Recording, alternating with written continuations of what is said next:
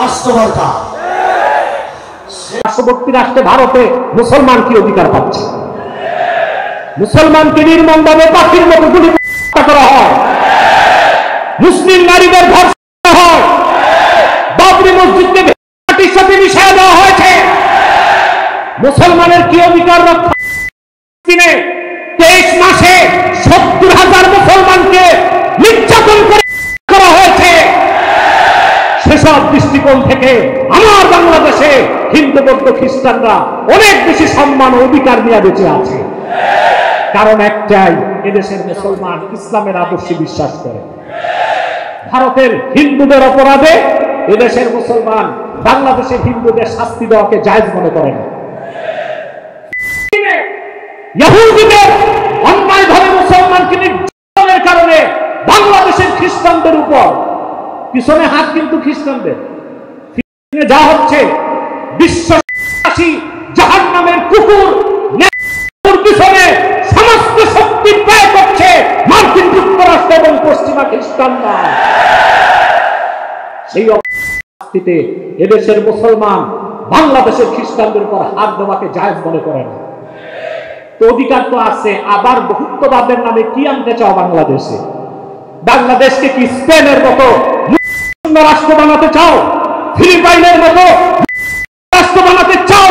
মনে রেখো, এই বাংলার মুসলমান লোহার বুট বিশ্লেষণ করার মতো কোন বিষাক্ত দাঁত পৃথিবীতে সৃষ্টি হয় না।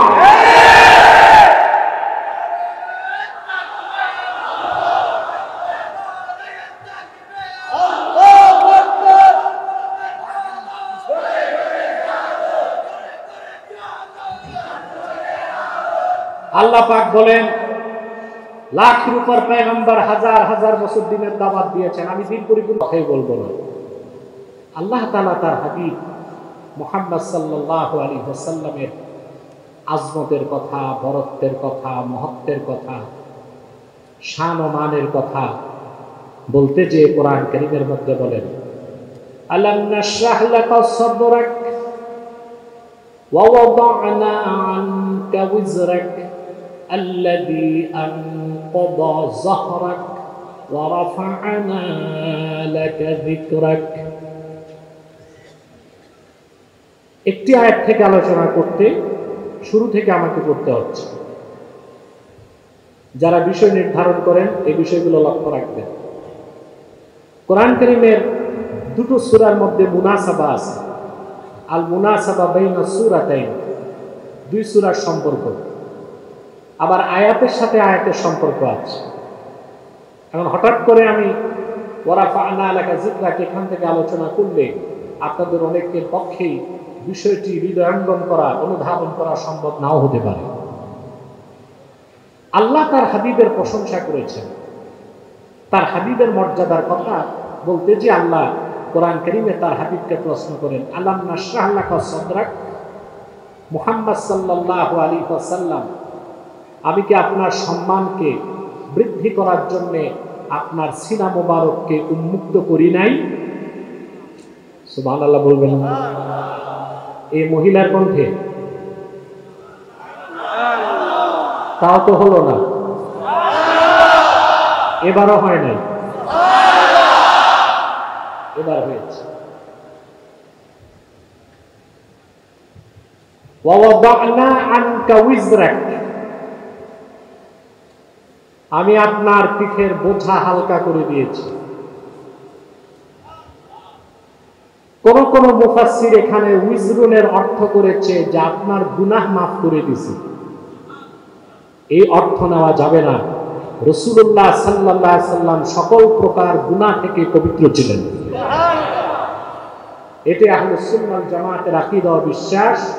আল আম্বিয়াউ মুনাজ্জাহুনা মিনাল কাবাইরি ওয়াস সাগায়ের, সকল পয়গম্বরগণ সকল প্রকার কবিরা সগীরা গুনাহ থেকে পবিত্র ছিলেন। সুবহানাল্লাহ। উইজরুনের অর্থ এখানে হচ্ছে বোঝা, আর সেটা হলো দায়িত্বের বোঝা। কিসের বোঝা? কথা বলেন। দায়িত্বের বোঝা। বোঝা দুই প্রকার, একটা আরাজি আর একটা মানাবি। আমার মাথায় 2 মণ আলুর বস্তা দিলেন, এটা একটা বোঝা। এটা কি? আবার মনে করেন আপনারা ধরে আমাকে বাংলাদেশের প্রেসিডেন্ট বানাই দিয়েছেন, ওটা শখ আমার নাই, মনে করেন বানাই দিয়েছেন, ওইটা আরেকটা বোঝা। কোন বোঝা বড়? আলুর বস্তার বোঝা না দেশের বোঝা? দায়িত্বের বোঝা। কোন বোঝা? রাসূলুল্লাহ সাল্লাল্লাহু আলাইহি ওয়াসাল্লামের দায়িত্বের বোঝাটা কত বড় ছিল এক কথায় বলে দিচ্ছি। আল্লাহর হাবিব মুহাম্মদ সাল্লাল্লাহু আলাইহি ওয়াসাল্লামের পূর্বে আদম থেকে ঈসা রুহুল্লাহ পর্যন্ত লক্ষাধিক পয়গম্বর হাজার হাজার বছর দিনের দাওয়াত দিয়েছেন, দিন পরিপূর্ণ হয় নাই। কিন্তু আল্লাহর আখিরি নবী মুহাম্মদ সাল্লাল্লাহু আলাইহি ওয়াসাল্লাম ১৫০০ বছর আগে মক্কায় ১৩ বছর, মদিনায় ১০ বছর, ২৩ বছর দিনের দাওয়াত দিয়েছেন। লাখের উপর পয়গম্বরের হাজার হাজার বছরের মেহনতে যেই দিন পরিপূর্ণ হয় নাই, রাসূলুল্লাহ ২৩ বছরের মেহনতে সেই দিনকে আল্লাহ পরিপূর্ণ করে দিলেন। সুবহানাল্লাহ। রাসূলুল্লাহ সাল্লাল্লাহু আলাইহি ওয়াসাল্লাম প্রায় ২৩ বছর দিনের দাওয়াত হয়ে যাবার পরে যখন আরাফার ময়দানে উপস্থিত হলেন, আল্লাহর হাবিব কুস্তির পিঠে বসা ছিলেন। বিদায় হজ্জের দিন আরাফার ময়দানে আসর নামাজের শেষ সময়, মাগরিব নামাজের কিছু আগে জিবরিল এসে খবর দিলেন, আল-ইয়াওমা আকমালতু লাকুম দীনাকুম ওয়া আতমামতু আলাইকুম নি'মাতি ওয়া রাদিতু লাকুমুল ইসলাম দীনা।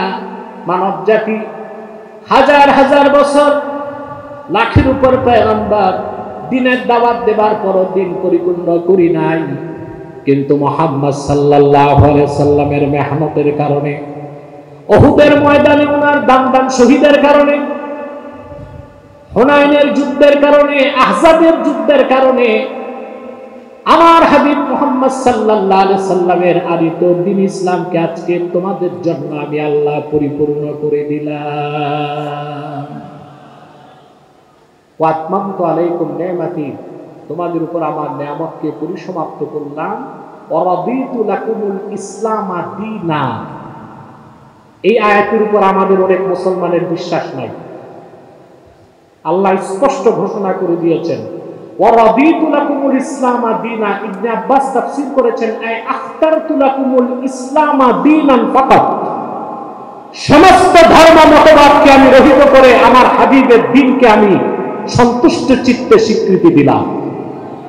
আল্লাহর মনোনীত দ্বীন কয়টা? জোরে বলেন কয়টা? এই বিশ্বাস যতক্ষণ আমাদের না থাকবে, দাড়ি টুপি জুব্বা কুর্তা লাগায় প্র্যাকটিসিং মুসলিম হবার মাধ্যমে লেবাসের মুসলমান হওয়া যাবে, প্রকৃত মুসলমান হওয়া যাবে না। আজকে বাংলাদেশে অনেকে বহুত্ববাদের কথা বলতেছে না? তো বাংলাদেশে তো সকল ধর্মের লোক আছে, তাদের ধর্মের অধিকারও আমরা দিচ্ছি। এর চেয়ে বেশি অধিকার বাংলাদেশে চাওয়াও তো সংখ্যালঘুদের উচিত না। অধিকার তো অনেক পাচ্ছে, তাও করি নাই। আমার হাবিব 23 বছর দাওয়াত দিয়েছেন, আমি দিন পরিপূর্ণ করে দিলাম।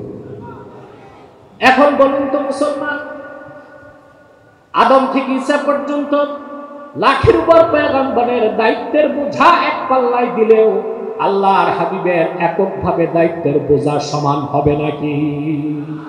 হবে? আল্লাহ সেটাই বলেছেন, ওয়া ওয়াদানা আনকা উইজরাক। আমি আপনার দিনকে পরিপূর্ণ করে দিয়েছি, আপনার দায়িত্বের বোঝা হালকা করে দিয়েছি। সুবহানাল্লাহ। আল্লাযী আনকাদা যাহরাক, আই আল্লাযী আফলা যাহরাক, যে দায়িত্বের বোঝাটা আপনার পিঠকে ভারী করে দিয়েছিল। চতুর্থ নম্বর আয়াতে আল্লাহ তারপর বলেন, ওয়া রাফা'না লাকা যিকরাক। হাবিব, আপনার জিকিরকে, আপনার সুনামকে, আপনার সুখ্যাতিকে, আপনার আলোচনাকে আমি আল্লাহ বুলন্দ করে দিয়েছি। সুবহানাল্লাহ বলবেন? এই কথা কার? এবার আমরা নির্ভরযোগ্য তাফসীর থেকে কিছু বক্তব্য শুনছি এই আয়াতের উপর, তাহলে আমরা ব্যাখ্যাগুলো বুঝতে পারব। আল্লামা হাফেজ ইবনে কাসির রাহমাতুল্লাহি আলাইহি তাফসীর ইবনে কাসীরের মধ্যে হযরতে আবু সাঈদ খুদরি রাদিয়াল্লাহু তাআলা আনহু থেকে বর্ণনা করেছেন।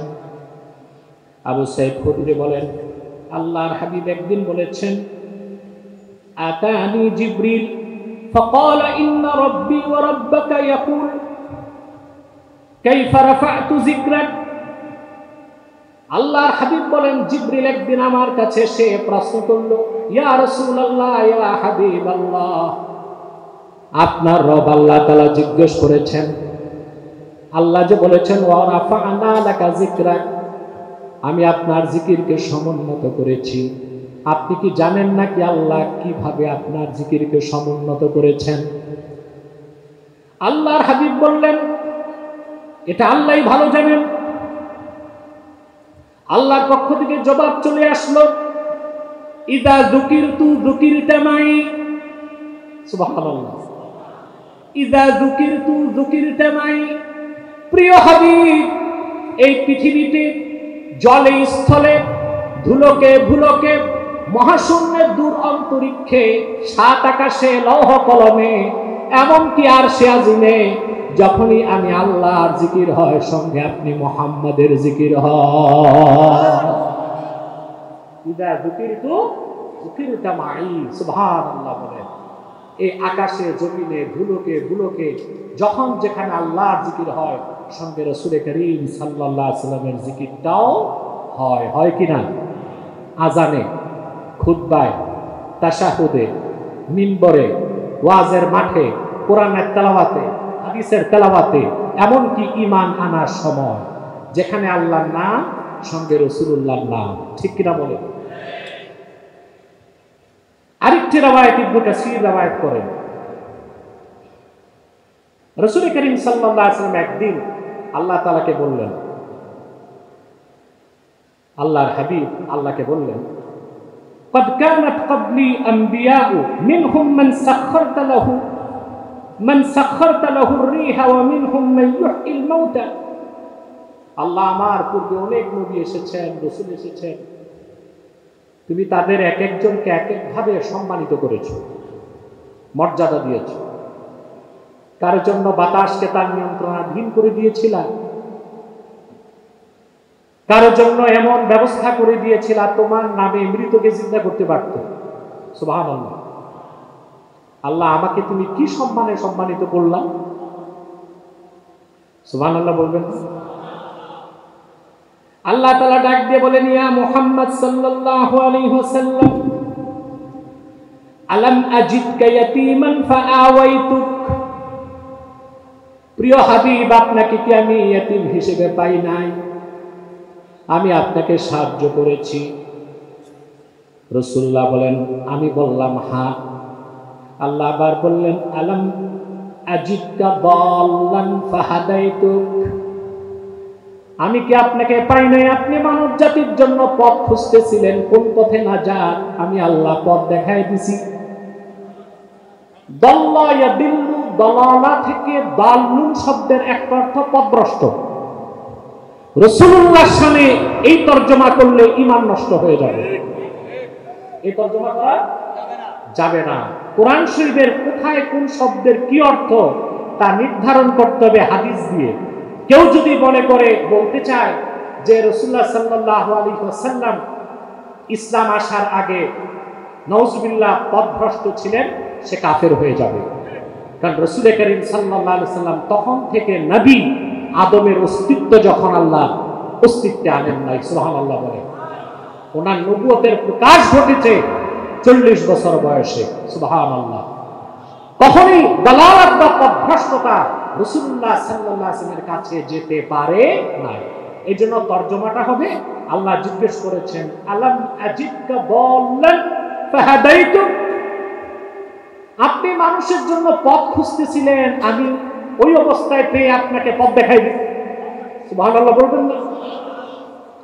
রাসূলুল্লাহ শানে কথা হচ্ছে, প্রাণ খুলে হৃদয় থেকে বলেন সুবহানাল্লাহ। রাসূলুল্লাহ সাল্লাল্লাহু আলাইহি ওয়াসাল্লাম বলেন, হ্যাঁ আল্লাহ, তুমি আমার মাধ্যমে গোটা মানব জাতিকে সঠিক পথ দেখিয়ে দিয়েছো। সুবহানাল্লাহ। এরপরে আল্লাহ তাআলা বলেন, আলাম আজিদকা আইলাম ফাআগনাইতুকা, আমি কি আপনাকে নিঃস্ব পাইনি, অতঃপর আমি আপনাকে অমুখাপেক্ষী করে দিয়েছি। সুবহানাল্লাহ, আপনাকে সম্পদশালী করে দিয়েছি। তার মানে 7 আকাশ 7 জমিনকে সৃষ্টি করে আল্লাহ তার হাবিবের কদমে হাদিয়া করে দিয়েছেন। এরপরে আল্লাহ রাব্বুল আলামিন বলেন, আলাম আশরাহ লাকা সাদরাক, আমি কি আপনার বক্ষটা উন্মুক্ত করে দেই নাই? আদম থেকে ঈসা পর্যন্ত পূর্বের কোন নবীর বক্ষ বিদারণের ঘটনা ঘটে নাই। আল্লাহ তাআলা তার হাবিবের মর্যাদাকে আরশ চুম্বি করে দেবার জন্য একবার নয়, দুইবার নয়, রাসূলুল্লাহর বক্ষ বিদারণ আল্লাহ 4 বার করে দিয়েছেন। রাসূলুল্লাহ বললেন, আল্লাহ তাও করছো তুমি? তারপর আল্লাহ তাআলা প্রশ্ন করেন, আলাম আরফা লাকা যিকরাক, হাবিব আমি কি আপনার জিকিরকে বুলন্দ করি নাই? রাসূলুল্লাহ সাল্লাল্লাহু আলাইহি ওয়াসাল্লাম বলেন, আল্লাহ তাও তুমি করে দিয়েছো। রাসূলুল্লাহ সাল্লাল্লাহু আলাইহি ওয়াসাল্লামের জিকিরকে আল্লাহ রাব্বুল আলামিন কতটা বুলন্দ করেছেন? এক কথায় জবাব দিয়ে দিয়েছেন, ইদা যিকিরতু যুকিরতা মাই, যখন যেখানে আমার জিকির হয় সঙ্গে আপনি মুহাম্মদ সাল্লাল্লাহু আলাইহি ওয়াসাল্লামের জিকির হয়। সুবহানাল্লাহ। এই যে সিরাতুন নবী মাহফিল হচ্ছে, এখানে আল্লাহর জিকির হচ্ছে, রাসূলুল্লাহর জিকির হচ্ছে, ঠিক কিনা বলেন? আল্লাহ কান পেতে শুনে রাখেন মুসলমান, আপনি কখনো সফল হবেন না ব্যক্তি জীবনে, সমাজ জীবনে, আন্দোলনে, সংগ্রামে, নাজাতও পাবেন না 3টা জিনিসের খেয়াল যদি আপনার না থাকে। একটা হচ্ছে তাজিমুন নবী, আরেকটা হচ্ছে মাহাব্বাতুন নবী, আরেকটা হচ্ছে সুন্নাতুন নবী। রাসূলুল্লাহর তাজিম অন্তরে থাকতে হবে, রাসূলুল্লাহর ভালোবাসা জীবনের চেয়ে বেশি থাকতে হবে, রাসূলুল্লাহর সুন্নাত এবং আদর্শের পূর্ণ অনুসরণ করতে হবে, ঠিক কিনা? আমাদের দেশে রবিউল আউয়াল মাস আসলেই ঝগড়া হয়, কেউ বলে সিরাতুন নবী পালন করব, কেউ বলে মিলাদুন নবী পালন করব। ঝগড়ার কিচ্ছু নাই, সিরাত যা মিলাদ তা, সিরাত যা মিলাদ তা। আপনি মিলাদকে কিভাবে অস্বীকার করবেন? সিরাতের শুরুই তো মিলাদ দিয়ে। এখন কিছু কিছু অপরিপক্ক বক্তা বলে থাকে, আবু লাহাব তো মিলাদুন নবী পালন করছিল, সে তো নাজাত পায় নাই। তা আমি বলবো, আব্দুল্লাহ ইবনে উবাই তো সিরাতুন নবী অনুসরণ করছিল, সেও তো নাজাত পায় নাই। মিলাদুন নবী পালন করার কারণে আবু লাহাব নাজাত পায় নাই, বিষয় এটা না। ঈমান না থাকার কারণে নাজাত পায় নাই। যেভাবে আব্দুল্লাহ বিন উবাই নামাজ পড়ে রোজা রেখেও ঈমান না থাকার কারণে নাজাত পায় না। এই সমস্ত বক্তাদের ভারসাম্যহীন বক্তব্য আমাদের সমাজকে শতভাগে বিভক্ত করে দিচ্ছে। যদি এভাবে বিভক্তি বাড়তে থাকে, কোনোদিনও বাংলাদেশে ইসলামী হুকুমত কায়েম করা সম্ভব হবে না। আগে বক্তা, আলেম, স্কলার গুলোকে সঠিক নীতি অনুসরণ করতে হবে। জাতি তখন 1 ঘন্টায় 1 প্ল্যাটফর্মে চলে আসবে, বাংলাদেশ ইসলামী হুকুমত কায়েম হয়ে যাবে। কিন্তু বিভেদ সৃষ্টি হয়, ঠিক কিনা? প্রিয় ভাইরা, আল্লাহ তাআলা মিলাদুন নবী সাল্লাল্লাহু আলাইহি ওয়াসাল্লাম কেন হয়, মিলাদ শরীফ কেন করি? মিলাদ হচ্ছে জিকরে নবী। আল্লাহ জিকরে নবী, রাসূলুল্লাহর জিকিরকে নিজের জিকিরের মর্যাদা দিয়েছেন। আব্দুল হক মুহাদ্দিস দেহলভী রাহমাতুল্লাহ লেখা জাযবুল কুলুব ইলা দিয়ারিল মাহবুব একটা কিতাব আছে, ফারসিতে লেখা। এটার অনুবাদ করে গেছেন বাইতুল শরফের মরহুম পীর সাহেব আল্লামা আব্দুল জব্বার রাহমাতুল্লাহ। এটা তিনি বাংলা নাম দিয়েছেন হৃদয়ের টানে মদিনার পানে। আপনারা বুঝছেন না? আরে বইটা পড়বেন ভাই, পড়বেন। রাসূলুল্লাহর তাজিম, সম্মান কি ছিল তা না বুঝলে আপনি ফিউজ। আপনি কি ফিউজ? মেহনত করবেন, শ্রম দিবেন, ফলাফল কিছুই পাবেন না। রাসূলুল্লাহর জিকির, ওয়ারাফানা লাকা যিকরাকের ব্যাখ্যায় হাদিস এসেছে, আল্লাহর হাবিব ইরশাদ করেছেন, মান যাকারানি ফাকাদ যাকারাল্লাহ, যে আমি মুহাম্মদ সাল্লাল্লাহু আলাইহি সাল্লামের জিকির করলো, সে তো আল্লাহরই জিকির করলো। সুবহানাল্লাহ। এত আস্তে বললে আমরা পুরুষোচিত কণ্ঠে বলি সুবহানাল্লাহ। আল্লাহর হাবিব বলেন, যে আমার জিকির করলো সে আল্লাহর জিকির করলো। সুবহানাল্লাহ। এইভাবে কিতাবুস সিফাতে কাজী আয়াজ রাহমাতুল্লাহ অসংখ্য হাদিস এনেছেন। এবার রাফা'না লাকা যিকরাকের ব্যাপারে ইমাম কুরতুবী কি বর্ণনা করেছেন সেটা আপনাদেরকে শোনাচ্ছি। আমি শুধু মুফাসসিরদের স্টেটমেন্ট শোনাচ্ছি, কোনো ব্যাখ্যায় যাচ্ছি না। বুঝতেছেন তো ভাই? ঘুমাচ্ছেন না তো? কে কে ঘুমান একটু হাত তুলে দেখান একবার। না, খুবই কম। এই লাখো জনতার মধ্যে 2-4টা হাত উঠছে, তাতে বোঝা যায় যে আপনাদের আপার স্তর এখনো হ্যাং হয় নাই। ঠিক আছে, তবে আমার এই প্রতি বছর শেষ সাথে বসায় হাসিতে ঝুলান কেন আমি এটা বুঝি না। আমি ইন্তেজামিয়াকে বলবো, আমি বক্তব্য রাখবো ফার্স্ট নাইটে, প্রয়োজনে মুনাজাত করবো শেষ রাতে। কি বলেন আপনারা? না আপনারাও চান আমি শেষে বসি? সে যাই হোক, প্রিয় বন্ধুগণ, ইমামে কুরতুবী এই আয়াতের তাফসীরের মধ্যে আব্দুল্লাহ ইবনে আব্বাস থেকে একটি রওয়ায়াত এনেছেন। ওয়া রুইয়া আন আদ-দাহহাক আন ইবনে আব্বাস রাদিয়াল্লাহু তাআলা আনহু قال يقول له لا ذكرت إلا ذكرت معي في الآذان والإقامة والتشهد ويوم الجمعة على المنابر ويوم الفطر ويوم الأضحى وأيام التشريق ويوم عرفة وعند الجمار وعلى الصفا والمروة وفي خطبة النكاح وفي مشارق الأرض ومغاربها ولو أن رجلا عبد الله جل ثناؤه وصدق بالجنة والنار وكل شيء ولم يشهد أن محمد رسول الله صلى الله عليه وسلم لم ينتفع بشيء وكان كافرا। কুরতুবী, তাফসীর কুরতুবী 671 হিজরিতে তার মৃত্যু। এই এত বছর আগের, 800 বছর আগের মহান মুফাসসির কুরতুবীর তাফসীর আপনাদেরকে শোনাচ্ছি।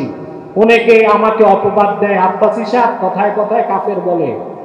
কথায় কথায় যেই কাফের হবে আব্বাসী না, সবাই তাকে কথায় কথায় কাফের বলবে।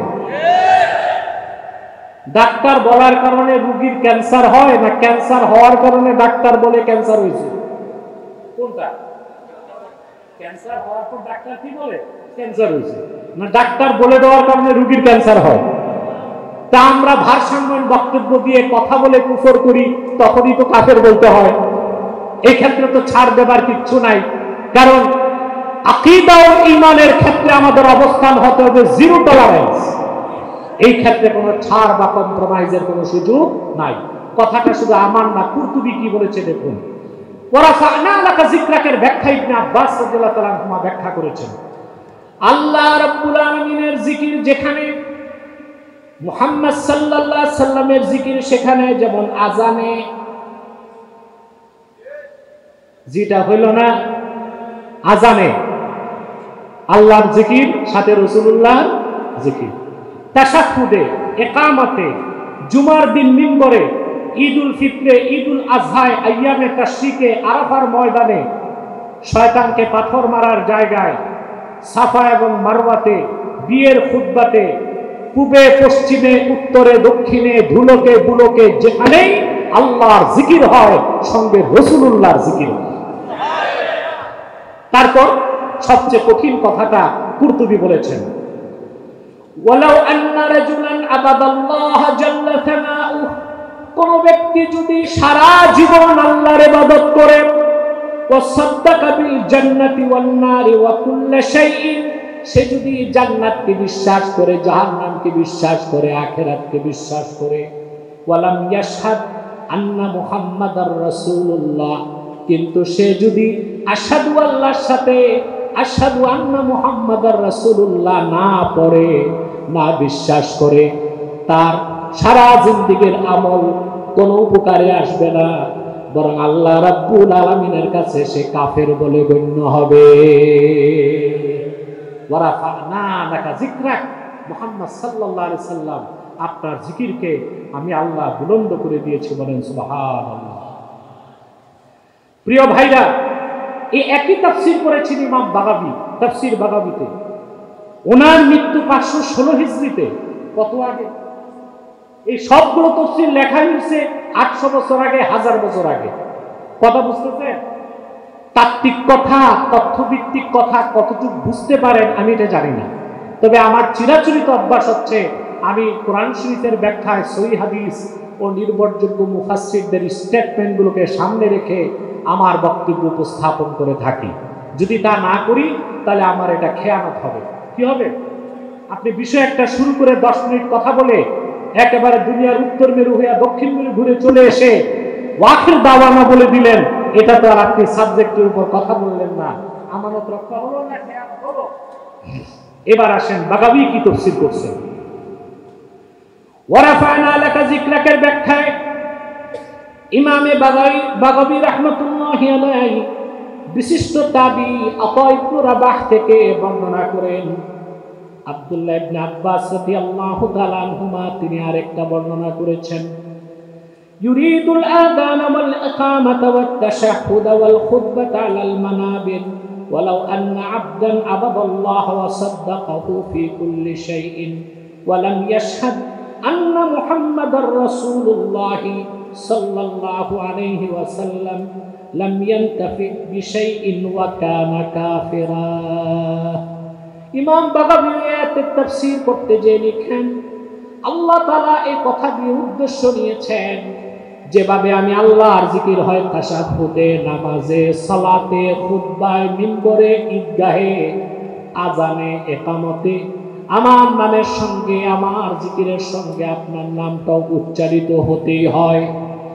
যদি কোনো ব্যক্তি সারা জীবন আল্লাহর ইবাদতে কাটিয়ে দেয়, কোরআন হাদিসের সব কিছুকে বিশ্বাস করেও নেয়, সে যদি জান্নাত জাহান্নাম সব বিশ্বাস করে নেয়, কিন্তু আপনি মুহাম্মদ সাল্লাল্লাহু আলাইহি ওয়াসাল্লামের রিসালাতের সাক্ষ্য না দেয়, তার সারা জিন্দেগীর ইবাদত কোনো কাজে আসবে না, বরং সে আল্লাহ রাব্বুল আলামিনের নিকট কাফের বলে গণ্য হবে। ওয়ারাফা'না লাকা যিকরাক, মুহাম্মদ সাল্লাল্লাহু আলাইহি ওয়াসাল্লাম, আমি আপনার জিকিরকে বুলন্দ করে দিয়েছি, সমুন্নত করেছি। এই আয়াতের তাফসীর করতে যে ইমাম মাহমুদ আলুসি, যার মৃত্যু 1270 হিজরিতে, এটা হানাফি মাযহাবের প্রসিদ্ধ তাফসীরের কিতাব রুহুল মাআনি 30 খণ্ডে লেবানন বৈরুত থেকে ছাপে। তিনি শেষ খণ্ডে 30তম খণ্ডে এই আয়াতের তাফসীর করতে যে তিনি লিখেন, কথা খেয়াল করতেছেন? সজাগ আছেন? আর কিছু সময় পরই বিষয়টা উপস্থাপন হয়ে যাবে ইনশাআল্লাহ। আমিও ভিতরে চলে যাব, আপনারা মুনাজাতের প্রস্তুতি নিতে পারবেন ইনশাআল্লাহ। এখন বিনা কারণে 1-2 লোক উঠবেন না। 1-2 লোক উঠাউঠির কারণে বাকি যত লোক বসে আছে তাদেরকে আপনারা কষ্ট দিচ্ছেন, আবার অনেকে ঢুকতে চাচ্ছেন। এখন ঢুকারও দরকার নাই, বরং যে যেখানে আছেন দাঁড়িয়ে থাকার চেষ্টা করুন। আল্লামা মাহমুদ আলুসি আয়াতের তাফসীর করতে যেয়ে লিখেন, আল্লাহ রাব্বুল আলামিন তার হাবিবের সম্মানকে বৃদ্ধি করার জন্য তার হাবিবের জিকিরকে সমুন্নত করেছেন। তার আরেকটা অর্থ হচ্ছে, পূর্বের পয়গম্বরদেরকে আল্লাহ তাআলা নাম ধরে ডাকতেন, ইয়া জাকারিয়া, ইয়া ইয়াহইয়া, ইয়া মূসা, ইয়া দাউদ, ইয়া ইব্রাহিম, ইয়া আদম। কিন্তু কোরআন কারীমে আল্লাহ তার হাবিব মুহাম্মদ সাল্লাল্লাহু আলাইহি সাল্লামকে নাম ধরে ডাকেন নাই, শুধু উম্মতকে আদব শিক্ষা দেবার জন্য আল্লাহ তার হাবিবকে ডেকেছেন, ইয়া আইয়ুহাল মুদ্দাসসির, ইয়া আইয়ুহাল মুযাম্মিল, ইয়া আইয়ুহান নবী, ইয়া আইয়ুহার রাসূল। হে কম্বলাবৃতকারী, হে আমার নবী, হে আমার রাসূল। এর মাধ্যমে আল্লাহ তাআলা শিক্ষা দিয়েছেন সাহাবায়ে কেরামও যেন রাসূল করিম সাল্লাল্লাহু আলাইহি সাল্লামকে নাম ধরে না ডাক দেন, ইয়া রাসূলুল্লাহ বলেন, ইয়া হাবিবাল্লাহ বলেন। এরপরে আলুসি লেখেন, ওয়া যাকারাহু সুবহানাহু ফি কুতুবিল আউয়ালিন ওয়া আখাযা আলাল আমবিয়া আলাইহিমুস সালাম ওয়া উমামিহিম আন ইউমিনু বিহি সাল্লাল্লাহু তাআলা আলাইহি ওয়াসাল্লাম। আদম থেকে ঈসা পর্যন্ত পূর্বের সমস্ত পয়গম্বরদের কাছে যত ওহী এসেছে, যত কিতাব এসেছে, যত সহিফা এসেছে, 104টার মতো। ওই সবগুলোতেই আল্লাহ রাব্বুল আলামিন তার হাবিব মুহাম্মদ সাল্লাল্লাহু আলাইহি সাল্লামের মহত্বের কথা, বরত্বের কথা, শানমান মর্যাদার কথা আলোচনা করেছেন। শুধু কোরআনে নয়, পূর্বের সমস্ত আসমানি কিতাবে আল্লাহ তার নামের সঙ্গে তার হাবিবের নাম উল্লেখ করেছিলেন। আর আল্লাহর হাবিব মুহাম্মদ সাল্লাল্লাহু আলাইহি ওয়াসাল্লামের উপর অবতীর্ণ কোরআনে তো আল্লাহ যত জায়গায় আল্লাহর কথা বলেছেন, সাথে তার রাসূলের কথা বলেছেন। ওয়া আতিউল্লাহ ওয়া আতিউর রাসূল, মান ইউতিইর রাসূলা ফাকাদ আতা আল্লাহ, মান ইউতিইল্লাহ ওয়া রাসূলাহু ফাকাদ ফাজা ফাওজান আযীমা। আল্লাহ যেখানে তার আনুগত্যের কথা বলেছেন, সঙ্গে তার হাবিবের আনুগত্যের কথা বলেছেন। যেখানে আল্লাহ তার প্রশংসা করেছেন, সঙ্গে তার হাবিব মুহাম্মদ সাল্লাল্লাহু আলাইহি ওয়াসাল্লামের উপর অবতীর্ণ কোরআনে মুহাম্মদ সাল্লাল্লাহু আলাইহি ওয়াসাল্লামের প্রশংসা করেছেন। বলেন সুবহানাল্লাহ। এবার আসুন, আমি অনেকগুলো মত আপনাদেরকে শুনিয়েছি। শুধু এই পৃথিবীতে নয়, শুধু পূর্ববর্তী কিতাবগুলোতে নয়, রাসূলুল্লাহ সাল্লাল্লাহু আলাইহি ওয়াসাল্লামের সম্মান মর্যাদা বয়ান করার মতো কোনো জবান নাই, লেখার মতো কোনো কলম নাই, উচ্চারণ করার মতো কোনো জিহ্বা নাই, চিন্তা করার মতো কোনো মস্তিষ্ক নাই। আল্লাহ তাআলা আখিরি নবী মুহাম্মদ সাল্লাল্লাহু আলাইহি ওয়াসাল্লামকে পূর্বের সমস্ত নবীদের নবী বানায় দিয়েছেন। রাসূলুল্লাহর একটা পরিচয়, নবিয়ুল আম্বিয়া। সুবহানাল্লাহ বলেন। আল্লাহ তাআলা কোরআন কারীমের মধ্যে বলেছেন, ওয়া ইয আখাযাল্লাহু মিসাকান নাবিয়্যিন। এই আয়াতের ব্যাখ্যা করতে যে হযরত আলী ইবনে আবি তালিব রাদিয়াল্লাহু তাআলা আনহু ব্যাখ্যা করেছেন। হযরত আলীর ব্যাখ্যা, ওয়া আলী ইবনে আবি তালিব রাদিয়াল্লাহু তাআলা আনহু আন্নাহু ক্বাল মা বা'আসাল্লাহু নাবিয়্যান মিনাল আনবিয়া ইল্লা আখাযা আলাইহিল মিসাক লাইন বা'আসা মুহাম্মাদান সাল্লাল্লাহু আলাইহি ওয়াসাল্লাম ওয়া হুয়া হাইয়ুন লায়ু'মিনান্না বিহি ওয়া লায়ানসুরান্নাহু ওয়া আমারাহু আন ইয়াখুযাল মিসাকা আলা উম্মতিহি লাইন বু'িসা মুহাম্মাদুন সাল্লাল্লাহু আলাইহি ওয়াসাল্লাম ওয়া হুম আহইয়াউন লায়ু'মিনুন্না বিহি ওয়া লায়ানসুরুন্নাহু। হযরত আলী বর্ণনা করেন, আদম থেকে ঈসা পর্যন্ত সমস্ত নবীদের কাছ থেকে আল্লাহ তাআলা ওয়াদা নিয়েছেন, যদি তোমাদের জীবদ্দশাতে আমার আখিরি নবী মুহাম্মদ সাল্লাল্লাহু আলাইহি সাল্লাম চলে আসেন, তোমাদের উপর আবশ্যক হচ্ছে আমার নবী মুহাম্মদ সাল্লাল্লাহু আলাইহি সাল্লামের উপর তোমরা ঈমান আনবা এবং উম্মতদেরকেও বলে দিবা তারা নবী মুহাম্মদ সাল্লাল্লাহু আলাইহি সাল্লামের আগমনের কথা শুনলে তারা যেন সঙ্গে সঙ্গে ঈমান আনে। আল্লাহ তাআলা এই ওয়াদা নিয়েছেন আদম থেকে ঈসা পর্যন্ত লাখের উপর পয়গম্বরের কাছ থেকে। সেজন্য মুহাম্মদ সাল্লাল্লাহু আলাইহি ওয়াসাল্লাম তিনি শুধু আমাদের নবী নন, তিনি শুধু রাহমাতুল লিল আলামিন নন, তিনি শুধু সাইয়্যিদুল কাওনাইন নন, তিনি আখিরি নবী হিসেবে ১৫০০ বছর আগে এসেছেন। তা ওনার আরেকটা পরিচয় ছিল নবিয়ুল আম্বিয়া, সমস্ত নবীগণের নবী। বলেন সুবহানাল্লাহ। এই ব্যাপারে ইবনে কাসির একটা হাদিস এনেছেন। হাদিসটি আহমদ বিন হাম্বল তার মুসনাদে উল্লেখ করেছেন। হাদিস নাম্বার ১৫৬৬২। হাদিসটা শুনবেন, জোরে বলতে হবে। আপনাদের দিক কোন দিক আর দিকটা ফিরাবেন কোন দিক, এই হাদিস আপনাদেরকে তা বলে দিচ্ছে। হাদিসটি আহমদ বিন হাম্বল তার মুসনাদে উল্লেখ করেছেন। হাদিসটি ইবনে কাসির তার তাফসীরের মধ্যে উল্লেখ করেছেন। جاء عمر إلى النبي صلى الله عليه وسلم فقال يا رسول الله صلى الله عليه وسلم مررت بأخ من قريظة فكتب لي جوامع من التوراة ألا أعرضها عليك। হযরত ওমর একদিন হাতে কিছু কাগজ নিয়ে আল্লাহর হাবিবের কাছে এসেছেন। কথা শুনতেছেন? এসে বললেন, ইয়া রাসূলুল্লাহ সাল্লাল্লাহু আলাইহি ওয়াসাল্লাম, বনি কুরাইজাতে আমার এক আত্মীয় আছে ভাই, তাওরাত কিতাব থেকে সে কিছু কথা আমাকে লিখে দিয়েছে। তাওরাত কিতাব কে নাযিল করেছিলেন? কথা বলেন। আল্লাহ। কার উপর? মুসা নবীর উপর। কিন্তু ঈসা নবীর কাছে ইনজিল আসার পরে তাওরাত রিজেক্ট হয়ে গেছে, ঠিক না? ঈসা নবীর কাছে ইনজিল কে নাজিল করছেন? আল্লাহর আখিরি নবী মুহাম্মদ সাল্লাল্লাহু আলাইহি সাল্লাম কোরআন নিয়ে আসার পরে তাওরাত কি হয়েছে? ইনজিল কি হয়েছে? রিজেক্ট হয়ে গেছে। এখন পৃথিবীতে তাওরাতও নাই, ইনজিলও নাই, আছে old testament, new testament, Bible. IUB media, অপসংস্কৃতি মুক্ত আধুনিক ভিডিও সেন্টার।